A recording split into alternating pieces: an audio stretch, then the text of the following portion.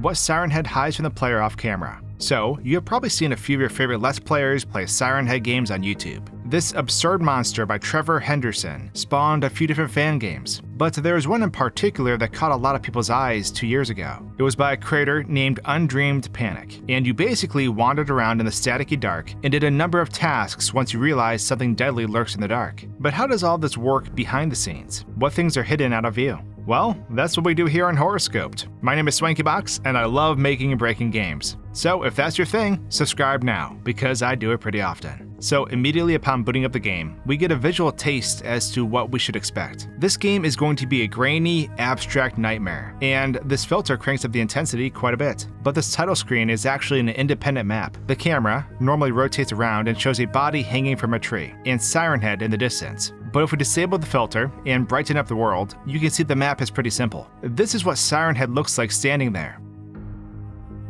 And here is what the body looks like. Kinda eerie, but it also doesn't make sense as it's just kind of floating there. However, since the player can never really see the details on it, it's entirely okay just to put it there, because no one would ever notice it due to the filter effects. Same goes for this huge empty map. It goes on, but it's just trees and other plants until it just stops. There's one hill in the center, and that's basically it. Booting up the game, we immediately get out of the car. I actually don't understand why our character gets out of the car right here and leaves it running, given the path ahead of them is still drivable. But, here we are. Just got our license, and we're abandoning our car while it's running. That's a pro strat. If we move the camera inside the car, we can see that the inside is modeled somewhat too, despite never being visible. Kinda neat to see. Now, this whole area is called South Point Meadows, and honestly, this area is huge. I went running off into the woods like a madman, and it's very easy to get lost in the sea of trees. Eventually, we get to a camping area with an RV, further proving our main character isn't the brightest, since someone else literally drove that here. The interior of the RV is empty, much like my soul, and this is basically where our adventure begins.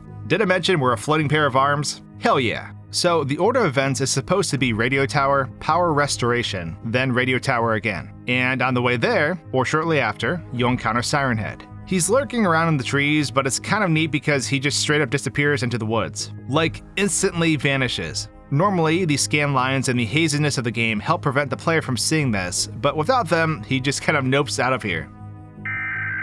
This is what the Mad Lad looks like up close and personal. Definitely a spooky, tall fellow. Heading into the radio tower, I thought it was interesting to see all the papers on the wall without the filter. The filter normally kind of makes them a hot mess. But if we replace our eyes with normal functioning human eyes, we can get a clearer look at the things pinned to the board. From a weird article about an expressway, to a redacted police report, to tons of photos of people with their eyes blacked out. There's photos of Siren Head too, among other things. But we're of course here for the rifle, so we grab it, and we can see what we look like holding it in third person. Our floating arms are feeling a lot more powerful now. Leaving this place, I definitely broke the game, because I never went back to turn on the power. Instead, I ran through the woods and found another path. I found the other campground and grabbed some bullets. I then pushed on. Now, there are actually 2 rifle spawns in the game, and one is by this weird building. What's interesting about this building, though, is that the developer put an invisible wall around it so you can't run past it. Or so it seems that way. But there's a hole in the invisible wall. So if you go to the left and then down the hill, you can get behind the building and you can see how weird it looks as it is unloaded from behind. You are normally supposed to go to the lake first and then back here,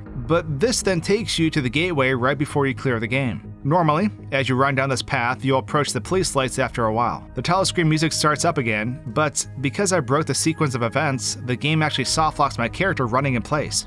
Whoops. Really far ahead we can see the police lights though, which are just 2 floating colored lights. Normally, Siren Head is supposed to run out at you and kill you, but because I never advanced the plot, I think the game couldn't load him. Booting up the game again, I run into Siren Head and he just unloads in front of me. I then find Sarah's body by the power station. I'm doing things out of order again though, so I can't activate the power yet. However, this time I made it to the lake, and this is what the lake looks like in the middle of it, and beneath the water too.